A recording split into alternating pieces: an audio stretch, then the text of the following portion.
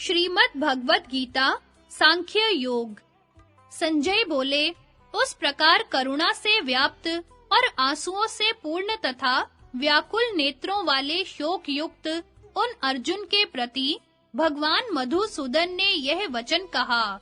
श्री भगवान बोले, अर्जुन, तुझे इस असमय में यह मोह किस हेतु से प्राप्त हुआ?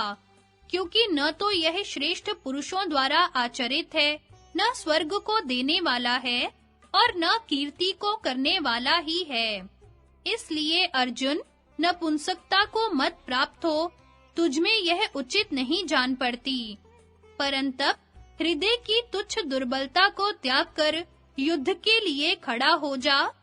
अर्जुन बोले, मधुसूदन, मैं रणभूमि में किस प्रकार बाणों से भीष्म पितामह और द्रोणाचार्य के विरुद्ध लड़ूंगा?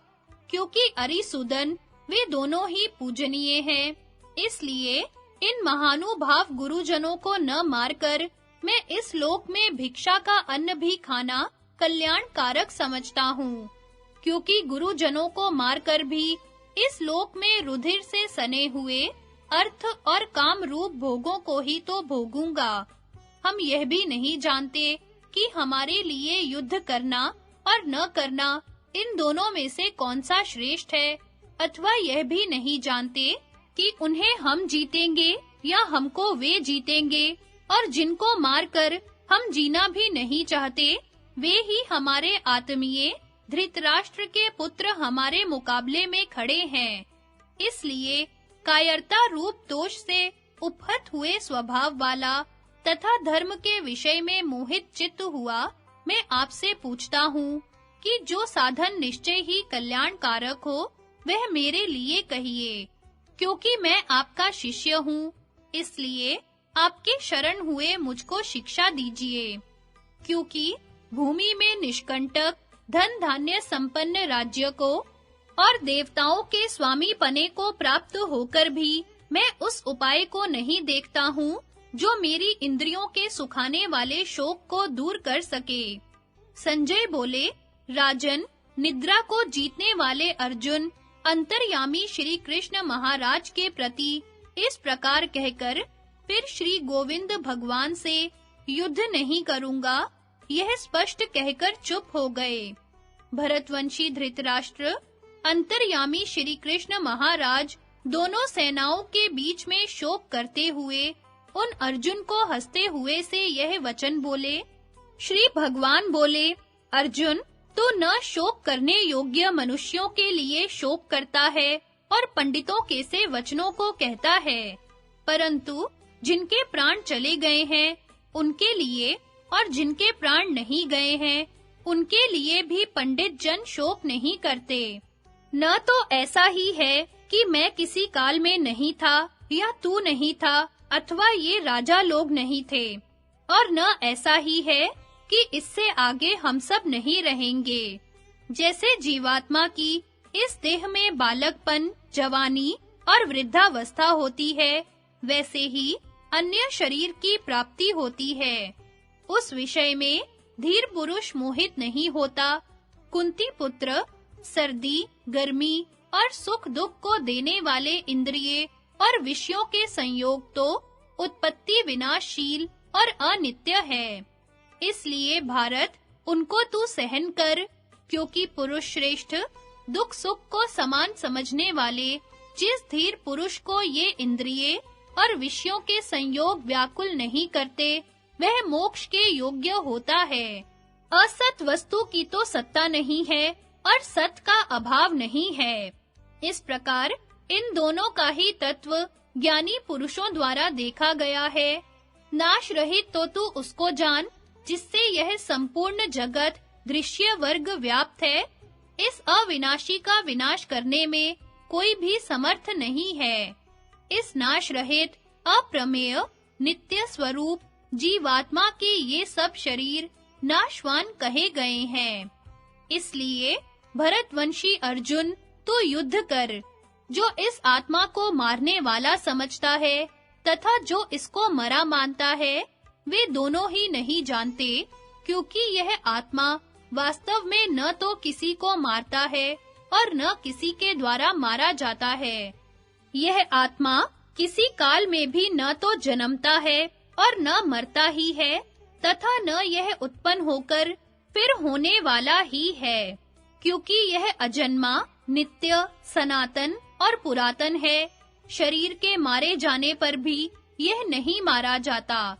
पृथा पुत्र अर्जुन, जो पुरुष इस आत्मा को नाश रहित, नित्य, अजन्मा और अव्यय जानता है, वह पुरुष कैसे किसको मरवाता है और कैसे किसको मारता है।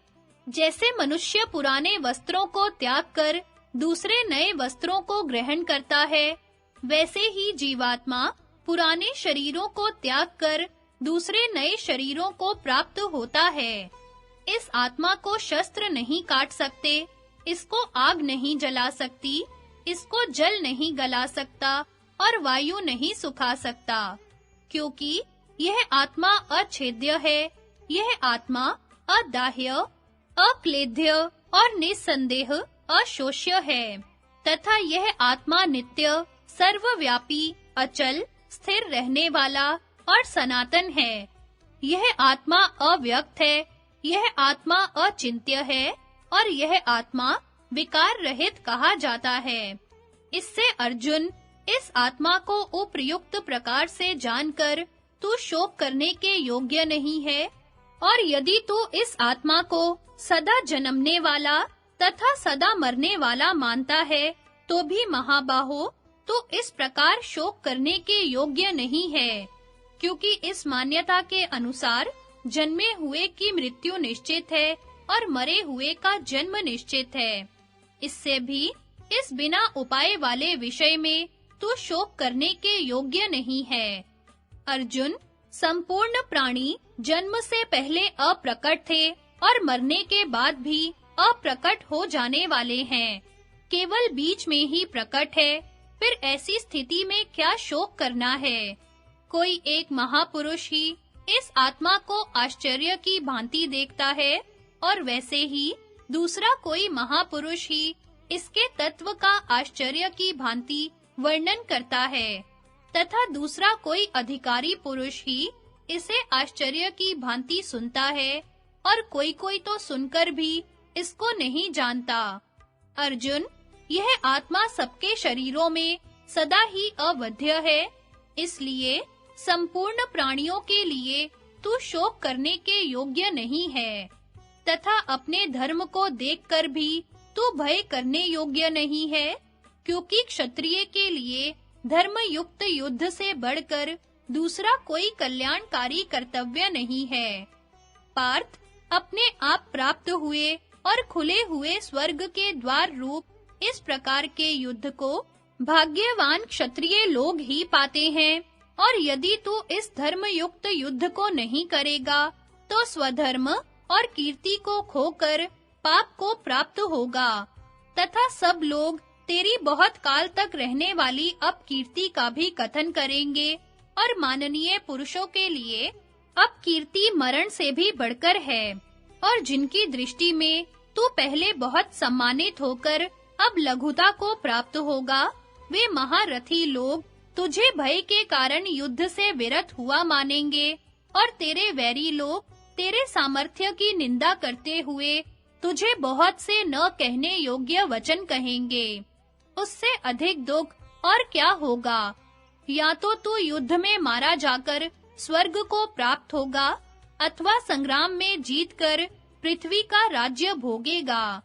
इस कारण अर्जुन, तू युद्ध के लिए निश्चय करके खड़ा हो जा।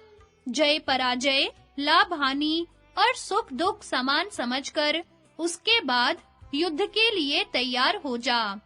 इस प्रकार युद्ध करने से तू पाप को नहीं प्राप्त होगा।